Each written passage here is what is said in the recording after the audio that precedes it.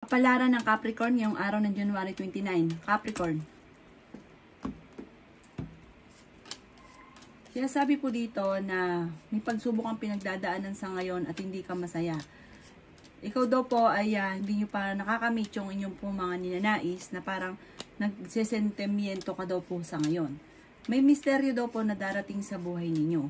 Sabi po dito, parang pakiramdam daw po ninyo ay matagal ka na nagsasakripisyo or naghihirap sa mga problema ninyo. May kaligayahan ka daw po na paparating. Sabi po dito, makakamit nyo kung ano man ang inyo po mga ninanais. Masipag at matyaga daw po kayo. Kaya sabi rin po dito na may reunion daw po na magaganap. May magandang balita tungkol sa pera. Sabi po dito, masipag at matyaga ka, may patutunguhan naman ang inyong pagiging masipag at matyaga.